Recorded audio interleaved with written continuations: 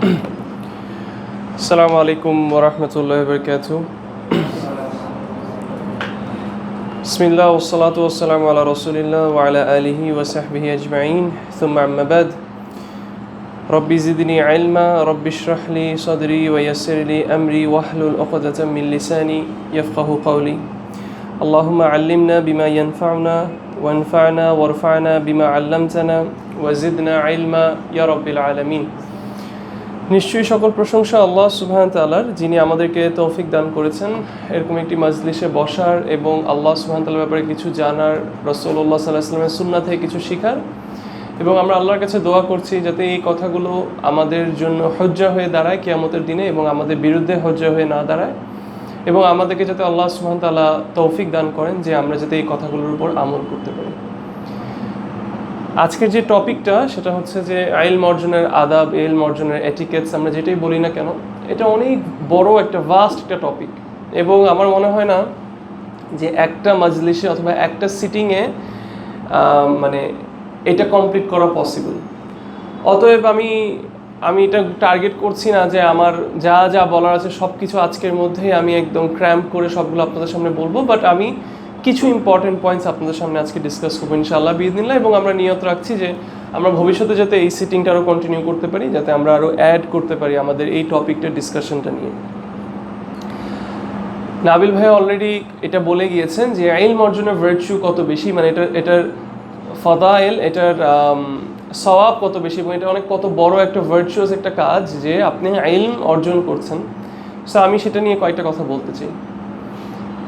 দেখেন, কোনো কিছুর আমরা যখন মূল্যটা বুঝি তখনই আমরা সেই জিনিসটাকে আমাদের জীবনে মানে আগলায় ধরে রাখতে পছন্দ করি। এরকম একটা উদাহরণ ধরেন, আপনারা অনেকে হতে পারে ফেসবুক অথবা ইউটিউবে দেখেছেন যে একটা লোক একটা টাকাকে মানে সে অনেকগুলো ভাঁজ করে এটাকে মানে মুচড়ায়, প্রথমে 100 টাকা ভাবে করে দেখিয়েছে, বলেছে এটা কে কে চান, হাত তুলছে, তো সবাই হাত তুলেছে। তারপর ও টাকাটাকে কি করেছে, ভাঁজ করে বলছে এবার এটা কে কে চান, সবাই হাত তুলছে। এবার ওটাকে উনি এভাবে করে একদম ময়লার মতো করে মুচড়ায় ফেলে বলছে এবার এটা কে কে চান, তো সবাই তারপরও হাত তুলছে। এরপর উনি এটা মাটিতে ফেলে মানে পায়ে পিষলো অথবা এরকম কিছু একটা, তারপর বলছে কে কে চান, বলছে সবাই চাই। তাহলে চিন্তা করে দেখেন, টাকার মূল্যটা মানুষ এত ভালোভাবে চিনলো যে এটাকে আপনি যা করেন না কেন, এটাকে আপনি ধুলে মুছে যেটা করে ফেলেন না কেন, মানুষ এটা ত্যাগ করতে চায় না। সো এটা বেসিক সাইকোলজি, এটা আমাদের বেসিক মানসিকতাটাই আমাদের এরকম যে যে জিনিসটার মূল্য আমরা একবার বুঝতে পারি তারপর আমরা আর এটার হাতছাড়া করতে চাই না। তাহলে ইলম অর্জনের মূল্যটা আমাদের বুঝতে হবে, ইলমের মূল্যটা আমাদের বুঝতে হবে। যদি ইলম অর্জনের মূল্যটা আমরা না বুঝি, যদি মানে এটা করলে আমার কি কি হতে পারে অথবা এটাতে আমার লাভ কি, সেই জিনিসটা যদি ভ্যালিউটা আমরা না বুঝি, তাহলে আমাদের ইলম অর্জনের দিকে অত আগ্রহী হওয়া সম্ভব হবে না। কারণ এমনি জীবনের মধ্যে এত ডিস্ট্রাকশন, এত প্রায়োরিটিস আমাদের জীবনের মধ্যে, এবং এখন সব মিলে জীবনের যে অবস্থা যাচ্ছে, দেশে ওভারঅলে আমরা একটা ভালো স্টেটে নেই। তারপর আলহামদুলিল্লাহ অন্য অনেক দেশ থেকে আমরা ভালো আছি আলহামদুলিল্লাহ, কিন্তু তারপরেও এই সব কিছুর মধ্যে আমি কেন প্রায়োরিটাইজ করব, কেন আমি ইলম অর্জনের জন্য টাইম বের করব, সেই টাইমটা আমি কেন টাকা কামানোর জন্য দিব না, সেই টাইমটা আমি কেন দিব না যে আমি একটু বড় লোক হই। আমার এই জন্য বুঝতে হবে ইলম অর্জনের মূল্যটা। আমি জাস্ট একটা দুইটা পয়েন্টস আমি আপনাদেরকে বলবো এটা ভ্যালুটা বোঝানোর জন্য। জাস্ট এই টপিকটা নিয়েই ঘন্টার পর ঘন্টা লেকচার দেওয়া যাবে। দেখেন, আল্লাহ সুবহানাহু ওয়া তাআলা প্রত্যেকটা নবী রাসূলকে পাঠিয়েছেন একটা কমন মেসেজ দিয়ে, এবং সেটা হচ্ছে কালিমাতু লা ইলাহা ইল্লাল্লাহ। আল্লাহ সুবহানাহু ওয়া তাআলার কাছে সবচেয়ে মূল্যবান জিনিস হচ্ছে লা ইলাহা ইল্লাল্লাহ।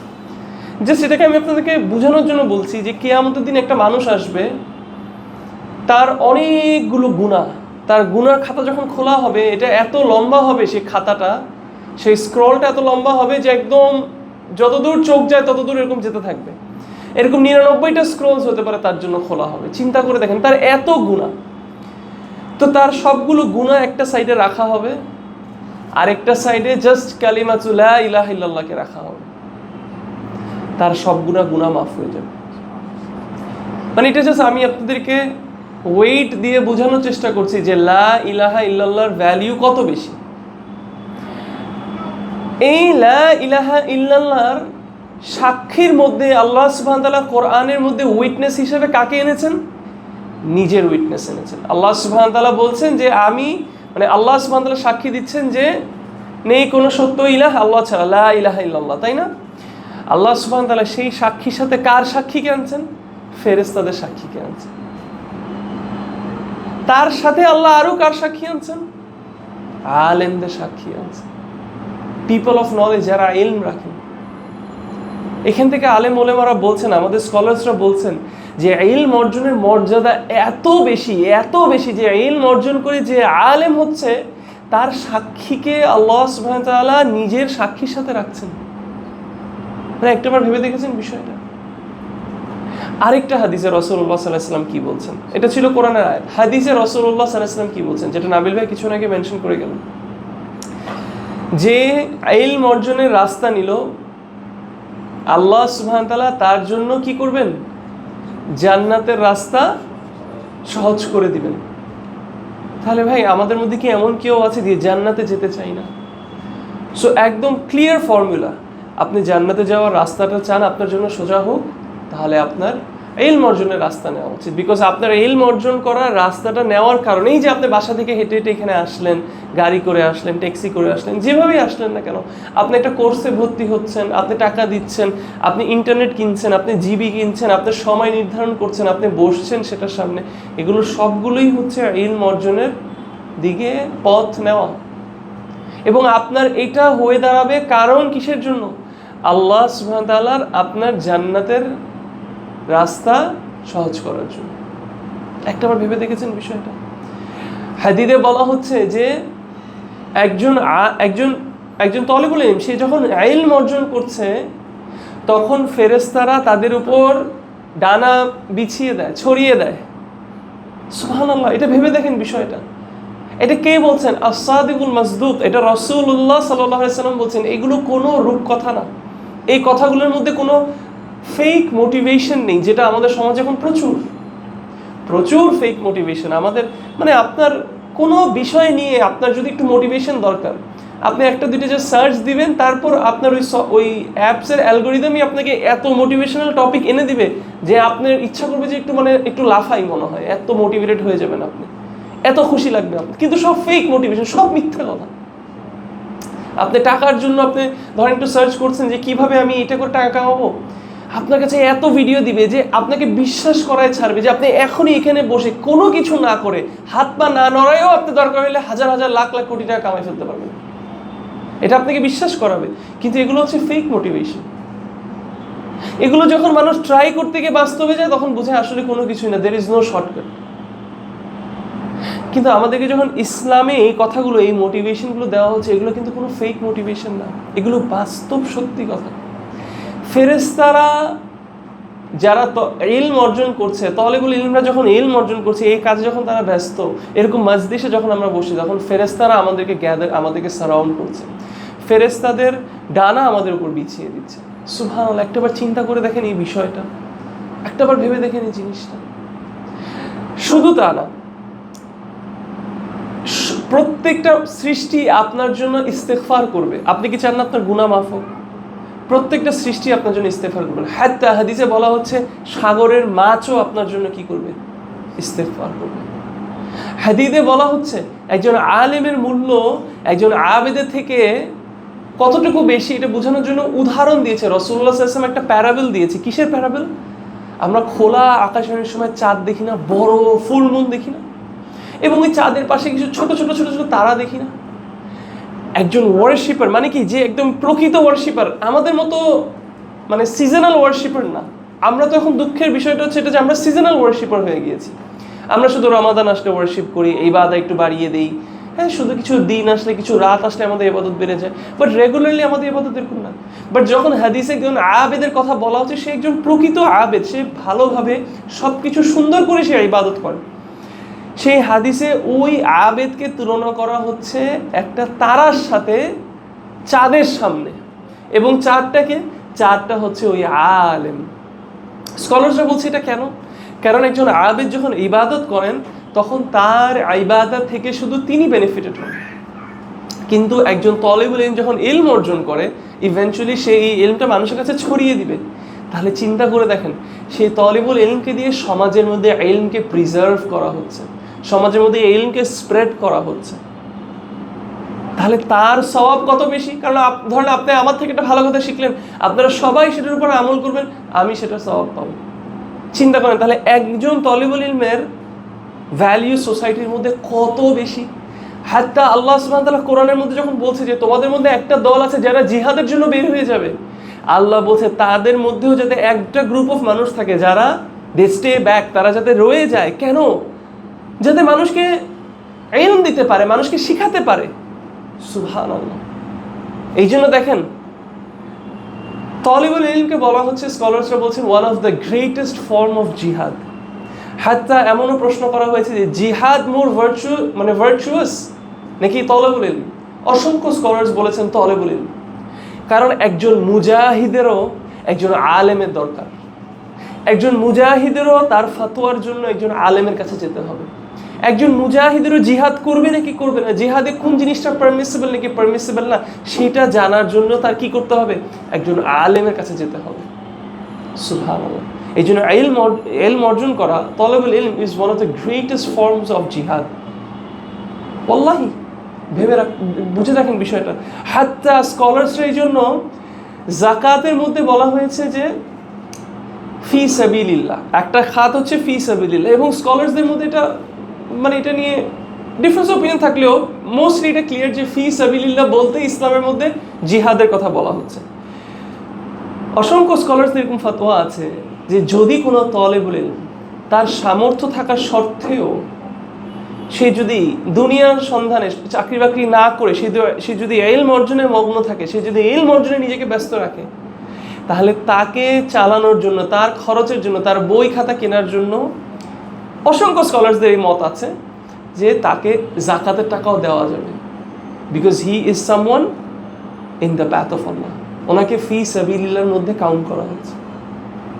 বুঝতে পারছি এখন এই ইলম অর্জনের মূল্যটা কত বেশি। আরেকটা হাদিস বলে আমি এই টপিকটা থেকে নেক্সট টপিকে শিফট করছি। ইলম অর্জনের মূল্য বোঝার জন্য আপনার এই হাদিসটার দিকে আপনি তাকান। রাসূলুল্লাহ সাল্লাল্লাহু আলাইহি ওয়াসাল্লাম বলছেন যে আল্লাহ যার জন্য ভালো চান তাকে আল্লাহ সুবহানাহু ওয়া তাআলা দ্বীনের বুঝ দেন।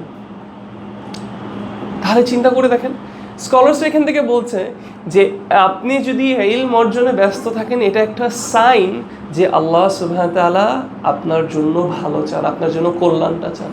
তাহলে আমরা কি চাই না আল্লাহ সুবহানাহু ওয়া তাআলা আমাদের জন্য কল্যাণ চান? তাহলে আপনি যদি নিজেকে ইলম অর্জনে ব্যস্ত রাখতে পারেন, এটা আপনার জন্য একটা সাইন হয়ে দাঁড়াবে যে আল্লাহ সুবহানাহু ওয়া তাআলা আপনার জন্য কল্যাণ চান। তাহলে আমরা এতক্ষণ ইলম অর্জনের গুরুত্বটা বুঝলাম, আমরা ইম্পর্টেন্সটা বুঝলাম। এবং তাহলে আমরা এতক্ষণে নিশ্চয়ই এটা বুঝে গেলাম, যেহেতু এটাকে জিহাদের সাথে তুলনা করা হচ্ছে, এটাকে সবচেয়ে বড় একটা অনেক সওয়াবের একটা কাজের সাথে তুলনা করা হচ্ছে এবং কাউন্ট করা হচ্ছে, এটাতে কোনো সন্দেহ নেই যে ইলম অর্জন করা একটা ইবাদা। ইলম অর্জন করা কি? একটা ইবাদা। ইলম অর্জন করা যদি একটা ইবাদত হয়, মনে রাখতে হবে যে আপনার ইবাদত হতে হবে একান্তভাবে শুধু আল্লাহ সুবহানাহু ওয়া তাআলার জন্য। অতএব তলেবুল ইলমদের আদাবের মধ্যে, বইয়ের মধ্যে স্কলার্সরা এই টপিকটা সবার আগে আনেন, সেটা হচ্ছে আমাদের ইখলাসকে ঠিক করা। এবং আমি আজকে এই টপিকটা এবং আরেকটা টপিক রিলেটেড টু দ্য আদাব অফ স্টুডেন্টস অফ নলেজ আমি সেটা নিয়ে ডিসকাস করব। ফার্স্টটা কি? ইখলাস। ওয়ালাকিন মা হুয়াল ইখলাস? ইখলাস জিনিসটা কি? ইখলাস একদম সোজা ভাষায় হচ্ছে আপনি কার জন্য কাজটা করছেন। আপনি যখনই কোনো কিছু করছেন, আপনি নিজেকে প্রশ্ন করা যে এই কাজটা আপনি কার জন্য করছেন, এই অ্যাকশনটা আপনি কার জন্য করছেন, এবং এটাকে একান্তভাবে শুধু আল্লাহ সুবহানাহু ওয়া তাআলার জন্য করাই হচ্ছে ইট মিনস যে আপনি ইখলাস সহকারে কাজটা করেন। যখন আমি আপনাকে বলছি ভাই এই কাজটা আপনি ইখলাস দিয়ে করেন, এই কাজটা আপনি একান্তভাবে, এককভাবে শুধু আল্লাহ সুবহানাহু ওয়া তাআলার জন্য করেন। ইয়া ইখওয়ান, এটা সবচেয়ে বেশি ইম্পর্টেন্ট। রাসূলুল্লাহ সাল্লাল্লাহু আলাইহি ওয়াসাল্লাম আমাদেরকে একটা হাদিসে বলছেন ইন্নামাল আমালু বিন্নিয়াহ ওয়া লিকুল্লি ইমরিইন মা নাওয়া। এই হাদিসটা ইখলাসের কথাই বলছে। আপনার প্রত্যেকটা আমল হচ্ছে আপনার নিয়ত অনুযায়ী, এবং আপনার নিয়ত অনুযায়ী আপনি আল্লাহ সুবহানাহু ওয়া তাআলা থেকে সওয়াব পাবেন অথবা আল্লাহ সুবহানাহু ওয়া তাআলা থেকে আপনি আযাব পাবেন। এটা কিসের উপর নির্ভরশীল? আপনার নিয়তের উপর নির্ভরশীল, আপনার ইখলাসের উপর নির্ভরশীল, আপনি কার জন্য করছেন কাজটা।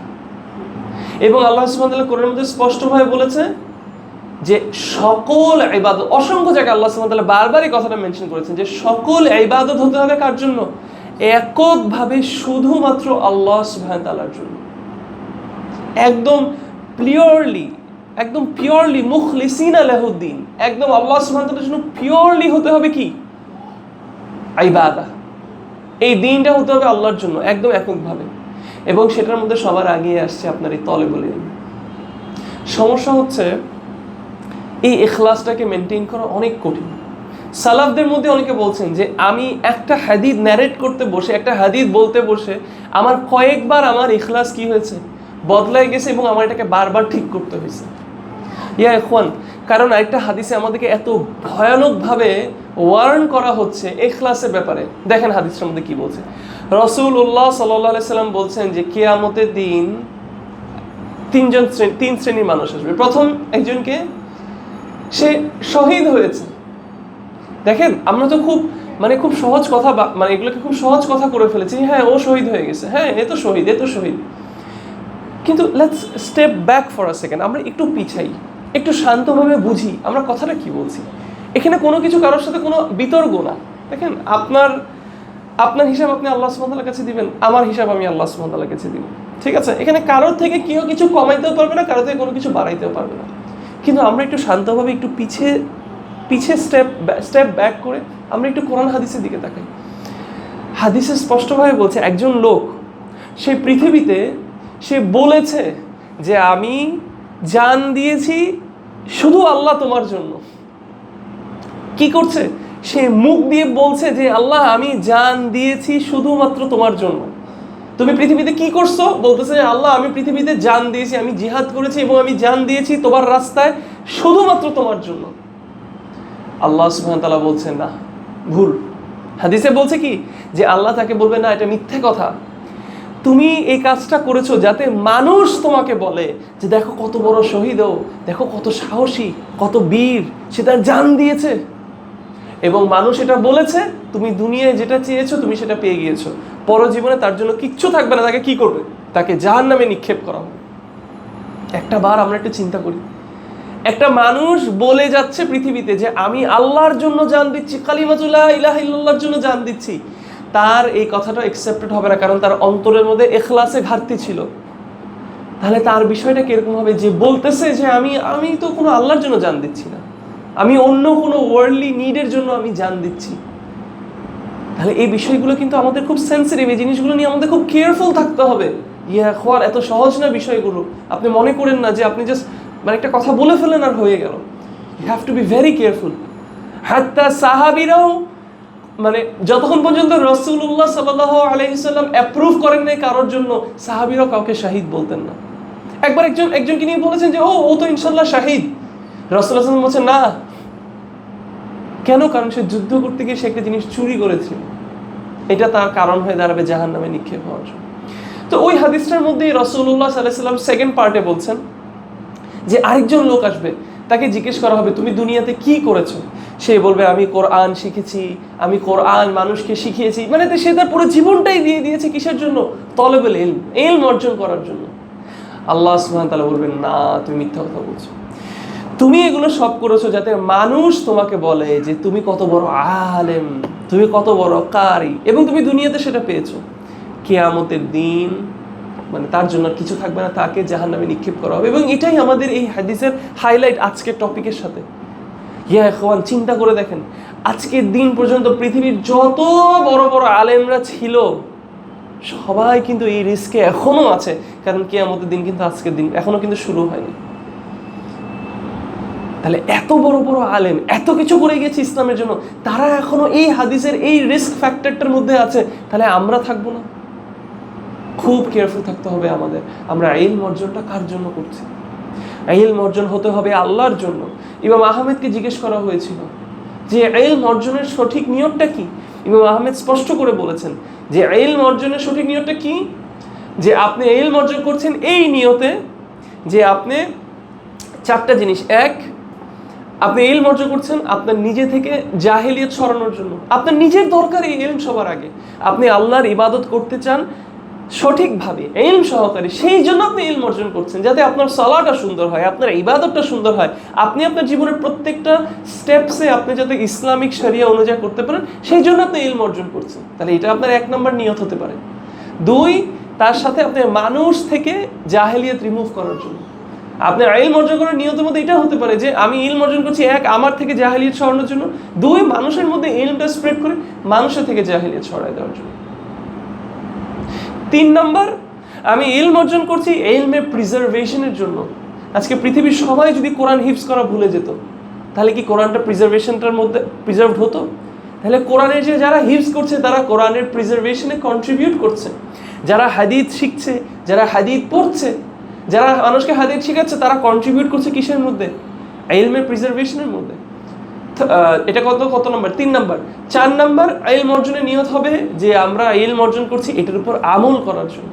হাত্তা ইমাম আহমেদ বলছেন যে তিনি একটা হাদিস ন্যারেট করেছেন যে রাসূলুল্লাহ সাল্লাল্লাহু আলাইহি সাল্লাম কত 10 দিরহাম নাকি সামথিং, আমার এক্সাক্ট নাম্বারটা মনে আসছে না, এরকম টাকা দিয়ে তিনি হিজামা করিয়েছেন। সো রাসূলুল্লাহ সাল্লাল্লাহু আলাইহি সাল্লামও হিজামা করিয়েছেন। ইমাম আহমেদ রাহিমাহুল্লাহ তিনি কি করেছেন? এই হাদিসের উপর আমল করার জন্য ওই সেম প্রাইস দিয়ে তিনি কি করেছেন? তিনি হিজামা করেছেন। সুবহানাল্লাহ, চিন্তা করে দেখুন স্কলার্সরা কত স্ট্রিক্টলি ইলমের উপর আমল করাকে নিতেন। তাহলে এই ইন্টেনশন আমাদের ঠিক করতে হবে। আপনার ইখলাস আপনার জীবনে সুখী হওয়ার কারণ হয়ে দাঁড়াবে। স্পেশালি ইলম অর্জনের মধ্যে ইলম অর্জন করা আপনার জীবনে সুখী হওয়ার কারণ হয়ে দাঁড়াবে। তার উপরে যখন আপনি ইখলাসটাকে ঠিক করবেন, এটা আপনার জীবনে কি হবে?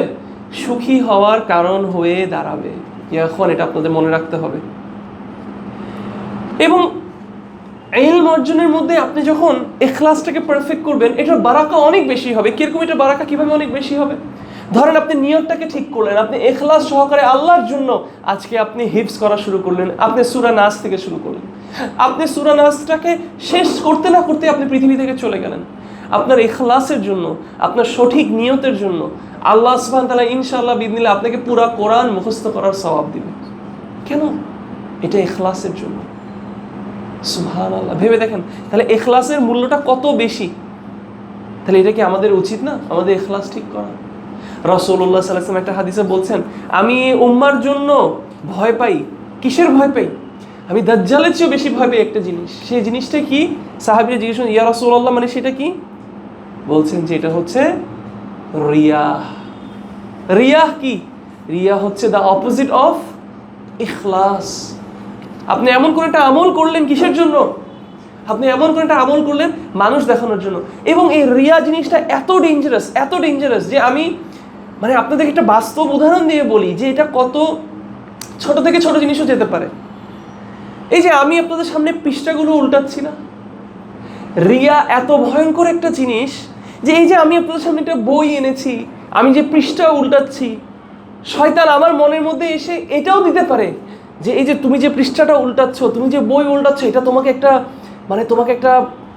একটা ইমেজ দিচ্ছে যে দেখেন ওস্তাদ মনে হয় কত বই পড়ে, মাশাআল্লাহ কি সুন্দর করে পৃষ্ঠাগুলো উল্টাচ্ছে না, পৃষ্ঠা থেকে পড়াচ্ছে।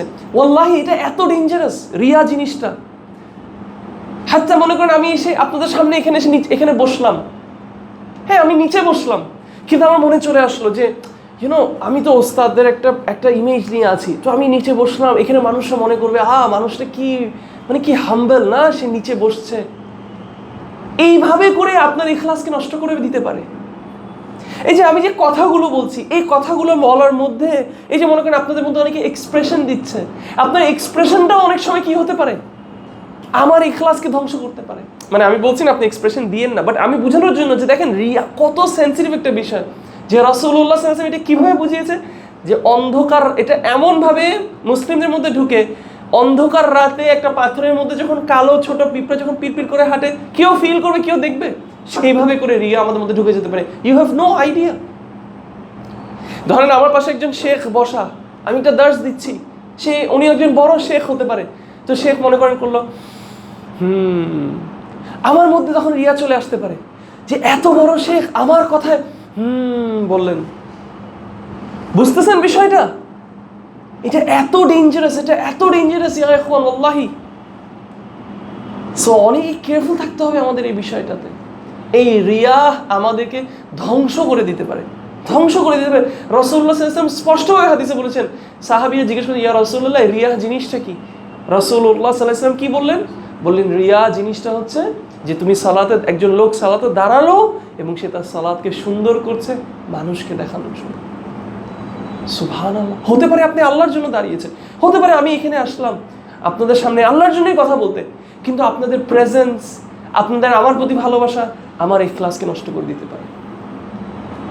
হতে পারে আমি আপনাদের মধ্যে কারোর দিকে তাকায় থেকে বেশিক্ষণ কথা বলতেছি, আপনার মধ্যে যদি এটা মনে চলে আসে যে ও ওস্তাদ আমার দিকে তাকাচ্ছে, এটাও আপনার ইখলাসকে নষ্ট করে। মনে রাখতে হবে আপনি প্রত্যেকটা জিনিস করছেন আল্লাহ সুবহানাহু ওয়া তাআলার জন্য।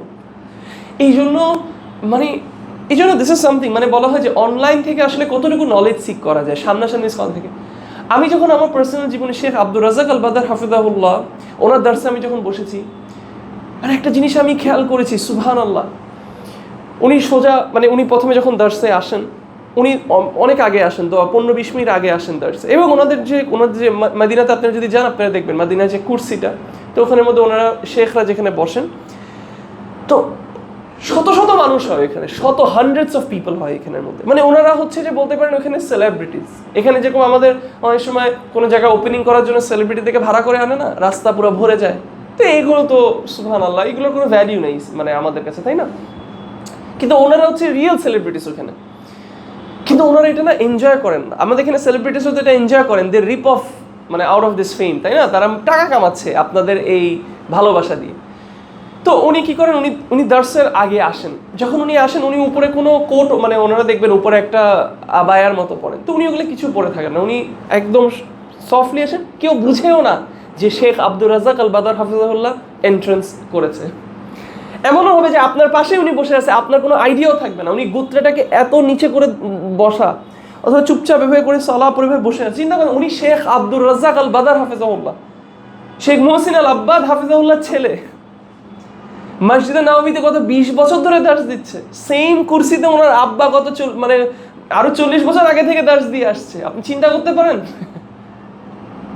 ওনারা তো এসেই এভাবে করে বসতে পারে না, একদম হাম্বলি বসে থাকবে, কেউ রিয়েলাইজ করবে, আনলেস আপনি বারবার পিছনে তাকায় এভাবে করে করে নিচু হয়ে দেখবেন। তো আমি বিং সামওয়ান লাইক দ্যাট, যে বারবার খুঁজতেছিলাম সেকে, তো আমি দেখে ফেললাম, তো আমি ওনাকে অবজার্ভ করছিলাম, একদম একটা সেকেন্ডের জন্য উনি নড়তেছিলেন না, জাস্ট এভাবে করে বসা এবং কনস্ট্যান্ট জিকিরের মধ্যে আছেন। সালার টাইম আসলো, একামা দিল, উনি পকেট থেকে মিসওয়াকটা বের করে মিসওয়াক করা শুরু করলেন। এগুলো আদাব, this is what you learn from the scholars. উনি মিসওয়াক করা শুরু করলেন, মিসওয়াক করলে উনি সালাতে দাঁড়ালেন। তো সালাতে দাঁড়ানোর পরে মাগরিবের সালাতটা শেষ হওয়ার পরেই ওনার দার্স শুরু হয়। তখন উনি উঠে দাঁড়াবেন, দাঁড়ায় উনি কি করেন, কোটটা পরেন, কোটটা পরে উনি হেঁটে হেঁটে হেঁটে হেঁটে হেঁটে হেঁটে উনি পিছন থেকে, ওনার কুর্সির পিছন থেকে উনি এসে ওনার কুর্সি একদম সেকেন্ডসের মধ্যে 100 জন ওনার সামনে এভাবে করে ভরে যায়। আমি যখন ওনার ওখানে বসেছি, একদম এভাবে করে বসে থাকতে হয়েছে, একটু পাকে ছড়ে বসা যাবে না, একদম জায়গা নেই, একটু জায়গা যদি কেউ পায় এসে বসে যাবে। সে ওখানে বসেন ঠান্ডাভাবে, আসসালামু আলাইকুম ওয়া রাহমাতুল্লাহি ওয়া বারাকাতুহু বলে বসলেন। পকেট থেকে একদম আমার মুখস্থ হয়ে গেছে, পকেট থেকে চশমাটা বের করেন, দেন ওনার বইটা এভাবে করে খুলেন, ওনার স্টুডেন্ট এখানে বসে বসে রিড করে, উনি বোঝানো শুরু করে, এদিকে তাকায় মাঝে মাঝে, এদিকে তাকায় মাঝে মাঝে, no change in his expression, ওনার এক্সপ্রেশনের মধ্যে কোনো চেঞ্জ নেই। আমি স্ট্রংলি বিশ্বাস করি যে ওনারা মনে হয় এখানে আসার প্রত্যেকটা সেকেন্ডকে ওনারা মনে করেন যে এটা আল্লাহর জন্য ইবাদত, এবং ওনারা ভয়ে থাকেন যে ওনাদের কোনো এক্সপ্রেশন অথবা কোনো কিছু, কোনো ফ্যাক্টরসে যদি ওনাদের নিয়তটা ধ্বংস হয়ে যায়। শান্তভাবে উনি বুঝায় যান। আমি যখন ওনার লেকচার শুনলাম মনে হতো উনি মনে হয় হাত অত বেশি নাড়ায় টাড়ায় না, কিন্তু যখন আমি ওনার সামনাসামনি দেখলাম উনি 1 2 এভাবে করে করে করে করে করে করে করে করে উনি বুঝায়, কিন্তু একদম একদিকে তাকায়, ওরকম কোনো কিছু ওনাকে বদল করতেছে না, কয়শো জন আছে না আছে, এদিক দিয়ে আপনি অবাক হয়ে যাবেন, এদিকে মানুষ ভরা ছবি তুলতেছে, পুরো বললাম তো সেলিব্রিটিদের মতো মোবাইল বের করে এরকম সবাই। একদিন উনি দার্সের মধ্যে, এটা আমার সামনে হয়নি, আমি এটা শুনেছি, উনি ওনার পড়াটাকে থামায় আলাদা করে বললেন যে আমি এটা পছন্দ করি না যে আপনারা আমার ছবি তুলতেছেন, এটা আপনারা উনি এভাবে করে বলছে যে ওনার উপর এটা জুলুম করা হচ্ছে, উনি নিষেধ করে দিলেন কড়াকড়িভাবে। সুবহানাল্লাহ। ঠিক যখন দার্সটা শেষ হয়, উনি 10 মিনিট ঠিক এভাবে করে ঘড়িটা দেখেন, সামনে ঘড়ি দেখেন, ঠিক একামার 10 মিনিট আগে ওনার দার্স শেষ হয়ে যায়, এবং একদম শেষ হয় বরাবর ওই সেন্টেন্সেই শেষ হয়, এমন না যে উনি অর্ধেকের মধ্যে তাড়াহুড়া করে শেষ করেন। বইটা বন্ধ করে বরাবর 10 মিনিট উনি দোয়া করেন, বরাবর 10 মিনিট দোয়া করে মাঝে মাঝে আরও বেশি হয়, মাঝে মাঝে একটু কম হয়। উনি এই জিনিসটা তুলে ওনার চশমাটা উনি খুলে ঢুকায়, সাথে সাথে ওনার কোট খুলে ফেলে, খুলে ভাঁজ করে একদম সামনে গিয়েই যে মানে কাতারের মধ্যে যে জায়গাটা থাকে এখানে উনি বসে যায়। অনেকে আমি দেখেছি ওনার কাছে এসে, মানে মানুষ ওনাকে ভালোবাসেন, এসে ওনার সাথে মুসাফা করতে চান, ওনাকে ধরে ওনার কপালে চুমা দিতে চান। উনি স্ট্রিক্টলি ভাবে করে, মানে ওনাকে একবার দেখেছি একজন চুমা দিতে আসছে, উনি একদম না না একদম মানে হাত দিয়ে তার সাথে ফাইট করা শুরু করছে। পছন্দ করেন না মানুষের অ্যাটেনশন। সুবহানাল্লাহ। সালাত শেষ করে আমি একবার দেখেছি একদিন এসে বলছে, ইয়া শেখ আব্দুর রাজ্জাক আল বাদার, বলছে আমার কাছে আপনার কাছে প্রশ্ন আছে। উনি চুপ, উনি বলছে সলা সলা বাদ সলা বাদ, মানে সালার পরে সালা শেষ যে ওঠে ফাদ্দাল বলে জোরে হাঁটা দেয়। এই হাঁটার মধ্যে মানুষ ওনাকে যত প্রশ্ন করতে পারে ওনার গাড়িতে যাওয়ার আগ পর্যন্ত শেষ। সুবহানাল্লাহ। ওনাদের নড়াচড়া, ওনাদের হাঁটা চলা, মানে বোঝা যায় যে ওনারা এটাকে ইবাদত হিসেবে নিচ্ছে। একদম এফেক্টেড না মানুষের এক্সপ্রেশন, মানুষ কি মনে করলো, মানুষ কি ছবি তুললো নাকি ভিডিও করলো, একদম এফেক্টেড না। কেন? কারণ এটা তাদের ইখলাসকে নষ্ট করবে। এত বড় একটা কাজ করছে, যদি ইখলাসটাকে নষ্ট করে ফেলে তাহলে কি কোনো লাভ আছে? যে এটা খুব খুব খুব ডেঞ্জারাস জিনিস এই ইখলাসের বিষয়টা। সেখান থেকে কথাটা এখানে আসলো, মানে রিয়া যে কথার মধ্যে চলে আসতে পারে, যে আমার এই কথাটার মধ্যেও রিয়া চলে আসতে পারে। যে আমি আপনাদেরকে বললাম যে আমি শেখ আব্দুর রাজ্জাক আল বাদারের দার্সে বসেছি, এই জন্য আমাদের বারবার আল্লাহর কাছে রেহাই চাইতে হবে। আল্লাহুম্মা ইন্নী আউযু বিকা আন উশরিকা বিকা ওয়া আনা আলাম ওয়া আস্তাগফিরুকা লিমা লা আলাম। আল্লাহ, আমি আপনার কাছে রেহাই চাচ্ছি, আউযু বিকা মিন আল্লাহুম্মা ইন্নী আউযু বিকা আন উশরিকা বিকা ওয়া আনা আলাম, আমি জেনে শুনে আপনার কাছে শিরক করা থেকে আপনার কাছে আমি রেহাই চাচ্ছি, এবং আমি আপনার কাছে ক্ষমা চাচ্ছি অজান্তে আমি যদি শিরক করে থাকি। সুবহানাল্লাহ। তাহলে আমরা এখন এই ইখলাসটাকে মেনটেইন কিভাবে করব? এই ইখলাসটাকে মেনটেইন করার আমি আপনাদেরকে কিছু স্টেপস বলবো, এবং এগুলো সবগুলো আপনারা কিসের সাথে, মানে আপনাদের তলিবুল ইলমের মধ্যে আপনারা এগুলোকে অ্যাপ্লাই করার চেষ্টা করবেন। ইউজুয়ালি ইখলাস তো সব ইবাদার মধ্যেই হয়, কিন্তু আজকে যেহেতু আমাদের টপিকটা হচ্ছে মানে ইলম অর্জনে, সব ঠিক আছে? আচ্ছা, ইলম অর্জনে ইখলাস মেনটেইন করা। সো আমরা সেটা নিয়ে, মানে আমার এই পয়েন্টগুলোকে আপনার ইলম অর্জনের জার্নির মধ্যে অ্যাপ্লাই করার চেষ্টা করবেন। আমাদের ইখলাসকে মেনটেইন করার জন্য সর্বপ্রথম কাজ আপনি যেটা করতে পারেন, দোয়া। আপনার আল্লাহর কাছে চেতে হবে। আপনি মনে করেন না আপনি এমন কোনো স্পেশাল কাজ করে ফেলবেন যেটা দিয়ে আপনি আপনার ইখলাসকে খুব স্মুথলি মেনটেইন করতে পারবেন আপনার ইলম অর্জনের জার্নির মধ্যে। আপনার আল্লাহর কাছে দোয়া করতে হবে। 2 নাম্বার পয়েন্ট, আপনার আমলকে লুকানোর চেষ্টা করতে হবে। আপনার দরকার নেই, আমার দরকার নেই কথায় কথায় মানুষের সাথে বলার, ভাই কয় পারা মুখস্থ হয়েছে?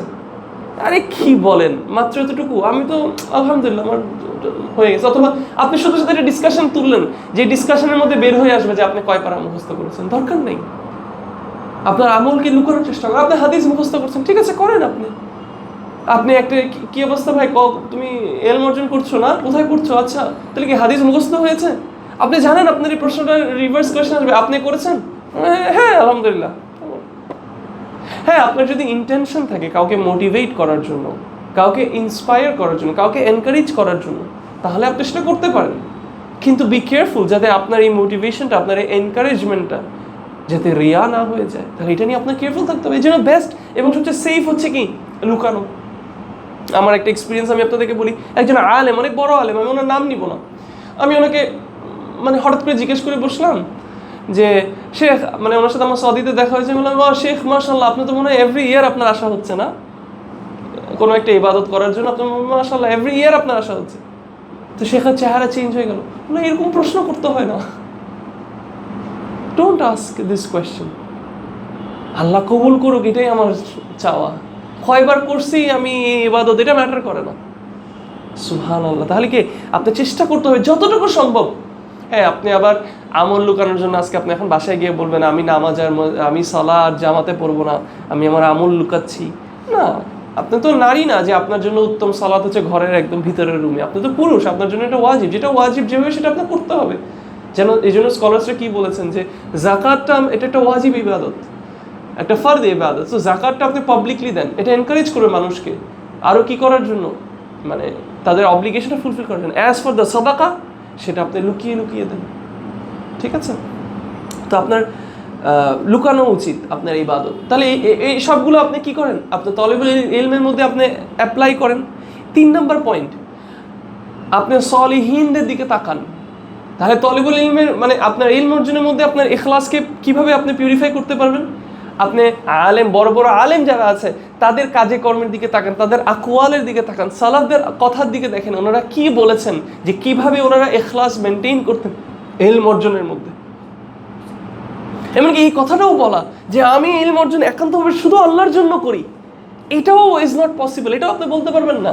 কিভাবে বলবেন আপনি এই কথা? ইমাম আহমেদকে জিজ্ঞেস করা হয়েছিল যে তুমি কি মানে আপনি কি ইলম অর্জন করেন একমাত্র শুধু আল্লাহর জন্য? তখন বলছে শুধু আল্লাহর জন্য? এটা অনেক বড় একটা কথা। বাট এতটুকু বলতে পারি যে আমি ইলম অর্জন করতে ভালোবাসি। সুবহানাল্লাহ, চিন্তা করে দেখেন। তাহলে আপনার কি করতে হবে? আপনি আপনার থেকে উপরে যারা আছে, পায়েস যারা আছে, স্কলার্স যারা আছে, আহলে সুন্নাহ ওয়াল জামাত যেসব বড় বড় স্কলার্স আছে, তাদের জীবনের দিকে তাকান। তারা কিভাবে ইখলাসের ব্যাপারে তারা কি বলেছে, তাদের ইলম অর্জনের বিষয়ে তারা ইখলাসের কথাগুলো কি মেনশন করেছে, তারা কিভাবে তাদের ইখলাসটা মেনটেন করার চেষ্টা করেছে, এটার দিকে আমরা তাকাই। সেখান থেকে আমরা শিক্ষা নিতে পারবো। তারপর আপনি কি করবেন?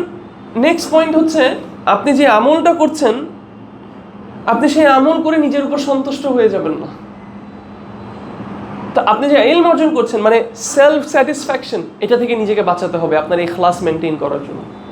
আজকে ধরেন আপনি সারাদিন পড়তে পড়তে পড়তে পড়তে পড়তে পড়তে আপনার কোমর ব্যথা হয়ে গেছে, তখন আপনি দাঁড়ায় আপনার শরীরটাকে যখনই স্ট্রেচ করছেন, আপনার পরিবারের মেম্বার এসে বললে কি হয়েছে তোর?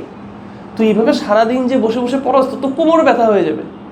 আপনি মনে করবেন আরে বাবা রে, কি পড়াটা দিলাম যে আমার কোমরটা ব্যথা হয়ে গেল। আপনি তখন একটা বলেন যে মা, এই ইলম অর্জন করার জন্য যদি একটু কোমর ব্যথা না করতে পারি তাহলে কি আর কিছু হলো? শেষ। আপনার ভয়, আপনার এটাকে তুচ্ছ মনে করতে হবে, আপনি এটাকে ক্ষুদ্র মনে করবেন। যদি 1 পৃষ্ঠা মুখস্থ করেন তো মনে হবে এটা কিছুই না। আল্লাহর কাছে যদি কবুল না হয় তাহলে 1 পৃষ্ঠাকে 10 পৃষ্ঠা মুখস্থ করলেও কি হবে? হতে পারে আপনি 10 পৃষ্ঠা মুখস্থ করে আপনার মধ্যে অহংকার চলে আসছে, আরেকজন 1 আয়াত মুখস্থ করছে কিন্তু সে আল্লাহর সামনে বিনয়ী হয়ে দাঁড়াচ্ছে, তার এটা আল্লাহর কাছে আরো বেশি প্রিয় আপনার 10 পৃষ্ঠার চেয়ে।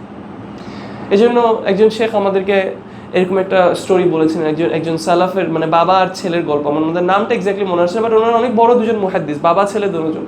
তো বাবা ছেলে একটা শহরে গিয়েছিল হাদিসের ইলম অর্জনের জন্য। তো বাবা ছেলে যখন তাহাজ্জুদের জন্য উঠছে, দেখতেছে যে ওই গ্রামের মানুষ আর তাহাজ্জুদের জন্য উঠে নাই। তখন ছেলে বাবাকে বলছে, বাবা এই গ্রামের মানুষরা কি না তাহাজ্জুদের মতো একটা ইবাদতের জন্য তারা উঠে না? তখন তার বাবা মানে রাগ হয়ে তাকে বলছেন যে তোমার এই তাহাজ্জুদে উঠাচ্ছে পুরো গ্রামের মানুষ ঘুমায় থাকা আরো বেশি ভালো। কারণ এই যে একটা মুহূর্তের জন্য আপনার যে মনে হলো যে আমি তাহাজ্জুদের জন্য উঠলাম এই শীতের দিনে, হ্যাঁ কেউ উঠলো না, আমি মসজিদে আসলাম সবার আগে কাতারে আমি বসলাম, আমি ফার্স্ট, কেউ আসলো না, এই ফিলিংসটা আপনার ইবাদতকে ধ্বংস করে দেবে। অতএব আপনার আমলকে তুচ্ছ করে দেখা, আপনি করে ফেলেছেন সেটার দিকে তাকাবেন না, এটা গন, ভয়ে থাকবেন যে মানে এটাকে তুচ্ছ করবেন এবং সামনে আরো কত বেশি করবেন সেটার দিকে আগাবেন। তাহলে এটা ছিল 4 নম্বর পয়েন্ট।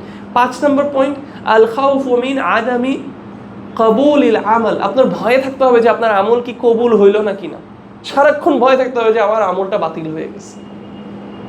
এগুলো যদি আপনি করেন তাহলে আপনি কি মেনটেন করতে পারবেন? আপনার ইখলাস মেনটেন করতে পারবেন। তাহলে আমরা প্রথমেই বললাম ইলম অর্জন করা অনেক ফজিলতের কাজ। তাহলে আপনি মনে করো আমি ইলম অর্জন করছি, ইনশাল্লাহ আমার জান্নাতে যাওয়ার রাস্তা সহজ হয়ে যাবে, ইনশাল্লাহ আমি তাদের অন্তর্ভুক্ত হব যে চাঁদ এবং তারার মধ্যে যে কম্পারিজনটা করা হয়েছে, ইনশাল্লাহ আমার জন্য ফেরেশতারা ডানা বিছিয়ে দিচ্ছেন, আমার জন্য জলের তিমি মাছরাও আমার জন্য, সাগরের তিমি মাছরাও আমার জন্য ইস্তেগফার করছেন। কিন্তু আপনার এটাও ভয় থাকতে হবে যদি আমার ইবাদতটা কবুল হয়, তবে যদি আমার ইবাদতটা কবুল না হয়, এই ভয়ে আপনি যতদিন থাকবেন আপনার ইখলাস ঠিক থাকবে ইনশাআল্লাহ বিইذনিল্লাহ। নেক্সট পয়েন্ট, মানুষের কথায় আপনি প্রভাবিত হতে পারবেন না। মানুষের কথায় আপনি প্রভাবিত হতে পারবেন না। আদামু তাআসসুরি বিকালামিন নাস, মানুষের কথা। এবং এটা সাধারণত অনেক বেশি হয় যখন কেউ আমাদের সমাজে জেনারেল লাইন থেকে যখন কেউ আসে দিনের লাইনে, সে হয়ে যায় মানে গোল্ড ফিশের মতো, তাই না? তাহলে তখন তাদের এটা অনেক বড় একটা ফিতনা তাদের জন্য। মাশাআল্লাহ ভাই, আপনি you are an example bro, মাশাআল্লাহ, কিভাবে আপনি এটা করলেন। এই কথাটা আপনার উপর যদি আসার আনে, আপনার উপর যদি কোনো প্রভাব আনে, আপনার ইখলাসে সমস্যা হয়ে যাবে। মানুষের কথা আপনার কোনো পরোয়া করার দরকার নেই। মানুষের কথাকে আপনার উপর কোনো আছর আনতে দিবেন না। যদি দেন তাহলে আপনার ইখলাস নষ্ট হয়ে যাবে। আপনার মনে রাখতে হবে, নেক্সট পয়েন্ট, সবসময় এটা মনে রাখা, আন্নান নাসা লা ইয়ামলিকুনা জান্নাতান ওয়ালা নারান। মনে রাখতে হবে, মানুষের হাতে জান্নাতও না জাহান্নামও না। আপনাকে মানুষ যত ভালো কথা বলুক, এটা আপনাকে জান্নাত দিবে না। আপনাকে নিয়ে মানুষ যত খারাপ কথা বলুক, এটা আপনাকে জাহান্নামে ঠেলবে না। সো মানুষ কি বললো এটা আসলে মেইন কথা না। আল্লাহ এবং তার নবী সাল্লাল্লাহু আলাইহি ওয়াসাল্লাম, আপনি আল্লাহ সুবহানাহু ওয়া তাআলার কথা অনুযায়ী আছেন নাকি না, রাসূলুল্লাহ সাল্লাল্লাহু আলাইহি ওয়াসাল্লামের সুন্নাহ অনুযায়ী আছেন নাকি না, এটা হচ্ছে মেইন বিষয়। ইট ইজ আল্লাহ, এটা আল্লাহ সুবহানাহু ওয়া তাআলার হাতে। জান্নাত আপনাকে আল্লাহ সুবহানাহু ওয়া তাআলা দিতে পারবে, জাহান্নাম থেকে আল্লাহ সুবহানাহু ওয়া তাআলা আপনাকে বাঁচাতে পারবে। অতএব এটা মনে রাখা, যখন আপনি এটা মনে রাখবেন যে মানুষের কাছে জান্নাত এবং জাহান্নাম না, তখন আপনার ইখলাসটাকে আপনি মেনটেইন করতে পারবেন। আপনার নাম্বারস আপনাকে, আপনার ইন্টেনশনকে মেস আপ করবে না। মানুষের প্রেইজ আপনার ইলম অর্জনে কোনো কন্ট্রিবিউশন রাখবে না, আবার মানুষের খারাপ কথা আপনার ইলম অর্জনে কোনো অবস্টেকেল হিসাবে দাঁড়াবে না। আপনার ইখলাস মেনটেইন করতে আপনাকে সাহায্য করবে। এবং লাস্টলি, তাযাক্কার আন্নাকা ফিল কবরি বিমুফরাদিক। মনে রাখবেন, আপনার কবরে কিন্তু আপনি একাই থাকবেন। সুবহানাল্লাহ, রাসূলুল্লাহ সাল্লাল্লাহু আলাইহি ওয়াসাল্লাম একটা হাদিসে বলছেন যে একজন মৃত ব্যক্তি, মানে যখন একজন মানুষ মারা যান, তো সব কিছু বন্ধ হয়ে যায়, মানে সওয়াবের দরজা সব বন্ধ হয়ে যায়, তিনটা ছাড়া। তার মধ্যে একটা মেনশন করা হয়েছে, যেটা আমাদের আজকে টপিক, সেটা হচ্ছে কি, যে ইলমুন নাফি, সে যে বেনিফিশিয়াল নলেজ, যে নলেজ দিয়ে মানুষ বেনিফিটেড হয়, এটা রেখে গিয়েছে, সেটা তাকে কবরে কি করবে, হেল্প করবে। কিন্তু মনে রাখতে হবে, আপনার কবরে কিন্তু আপনি একাই থাকবেন। তাহলে আপনার কবরে যদি আপনাকে কেউ হেল্প করতে পারে, সেটা হচ্ছে আপনার এই নলেজটা, যদি সেটা আল্লাহর জন্য হয়। কবরে যত আপনি একা থাকবেন, আপনার এবং আপনার এই নলেজ আপনাকে হেল্প করতে পারবে শুধুমাত্র যদি এটা আল্লাহর জন্য হয়, তাহলে আপনার এটাও মনে রাখতে হবে যে মানুষের কথায় আপনার ওই ইলম আপনাকে কবরে কোনো সাহায্য করবে না। যে মানুষ আপনাকে আজকে মানে বড় বড় কথা বলে আপনাকে আকাশে তুলে ফেলছে, 2 দিনও লাগবে না কালকে তার আপনাকে মাটিতে নামায় আনতে। শুধু মাটিতে নামায় না আনতে, আপনাকে জুতা মারতেও তার 2 মিনিট লাগবে না, যদি কোনো কারণে তার সাথে আপনার কোনো কনফ্লিক্টে আপনি যান। সো মনে রাখবেন, আপনার কবরে আপনার ফ্যান্সরা আপনার সাথে যাবে না। আপনাকে নিয়ে যে অনেক ভালো কথা বলে, আপনি তার কথা মানে প্রভাবিত হচ্ছেন, আপনার কবরে কিন্তু আপনি একা যাবেন। আপনি যে মুহূর্তে মারা গেছেন, তখন যদি তাকে গিয়ে বলি ভাই আপনিও মরে যান, আপনি ওনার সাথে কবরে যান, আপনি ওনাকে অনেক ভালোবাসেন না দেখে আপনিও মরে যান, তাহলে সে বলবে না ভাই এই কাজে আমি নেই। সুবহানাল্লাহ। অতএব এটা যখন আপনি মনে রাখবেন, তখন আপনার ইখলাস আপনি কি করতে পারবেন, আপনি মেনটেইন করতে পারবেন ইনশাআল্লাহ বিদিল্লাহ। আমার কথা একটু লম্বা হয়ে যাচ্ছে, বাট এটা ছিল ফার্স্ট পয়েন্ট। আদাব, তলিবুল ইলমের আদাবের মধ্যে সর্বপ্রথম এই জিনিসটা নিয়ে আমাদের সিরিয়াস হওয়া উচিত। আমাদের ইখলাস, আমাদের নিয়া, আমাদের ইন্টেনশন পারফেক্ট করার জন্য। সেকেন্ড পয়েন্ট, এবং এটা অল্প করে বলে ইনশাআল্লাহ আমি শেষ করে দেব, সেটা হচ্ছে আমাদের অন্তরকে আমাদের পরিষ্কার করতে হবে। একজন তলিবুল ইলমের সবার আগে যে কাজটা করতে হবে, তার অন্তরকে তার পরিষ্কার করতে হবে। মনে রাখতে হবে ইয়া ইখওয়ান, যে ইলম অর্জন করছেন আপনি, সেই ইলমটা হচ্ছে ওয়াহি, সেই ইলমটা হচ্ছে কোরআন এবং সুন্নাহ, এবং এই ইলমের জায়গা হচ্ছে আপনার অন্তর। এই ইলমের জায়গা আপনার মোবাইল না, এই ইলমের জায়গা আপনার বই না, এই ইলমের জায়গা আপনার ব্যাগ না, আপনার ল্যাপটপ না, এই ইলমের জায়গা হচ্ছে আপনার অন্তর। এবং আপনার জীবনের মধ্যে যে জিনিসটা সবচেয়ে বেশি দামি, ধরেন স্বর্ণ, গয়না, আপনার স্ত্রী, আপনার সন্তান, যেই জিনিসগুলো মূল্যবান, সেই জিনিসগুলোকে আপনি কখনো অপরিষ্কার জায়গায় রাখেন না। আপনার ঘরের যে গয়নাকাঠিগুলো আছে, সেগুলো কোনোদিন আপনি ডাস্টবিনে রাখবেন না।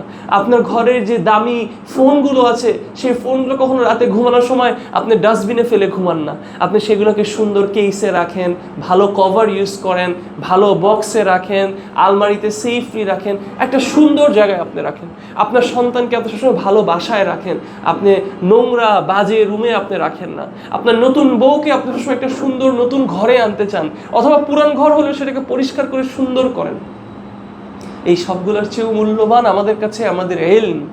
এবং এই ইলমের বাটিটা হচ্ছে আমাদের কালব। রাসূলুল্লাহ সাল্লাল্লাহু আলাইহি ওয়াসাল্লাম একটা হাদিসে বলছেন যে এই দুনিয়াতে আল্লাহর কিছু বাটি আছে, আনিয়া। সেই বাটিগুলো কি?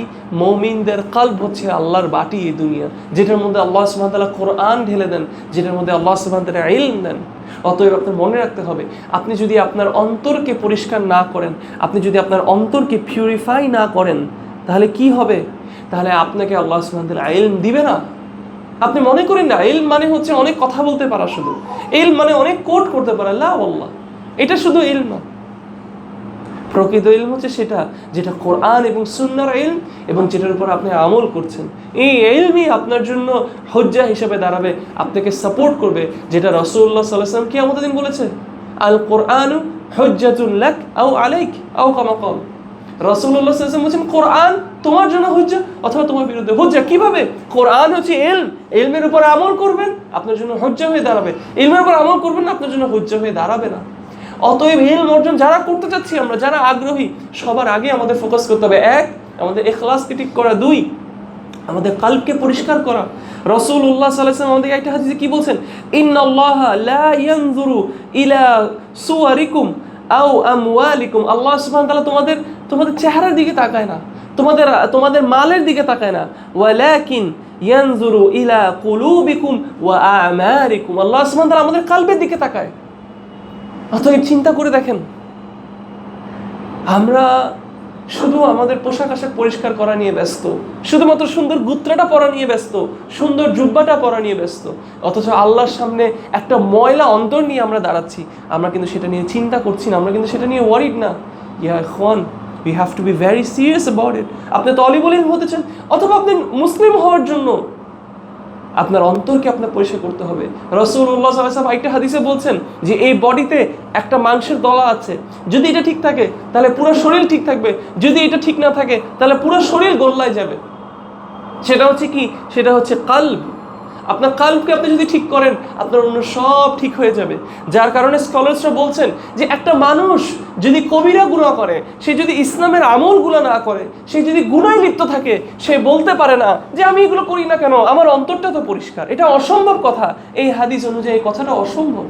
লিমাজা, কেন? একটাবার ভেবে দেখি। বিকজ হাদিসে বলছে যে যদি অন্তর ঠিক থাকে তাহলে সব ঠিক থাকবে। তার মানে সবগুলো ঠিক নাই ইজ আ সাইন যে অন্তরটা ঠিক নাই।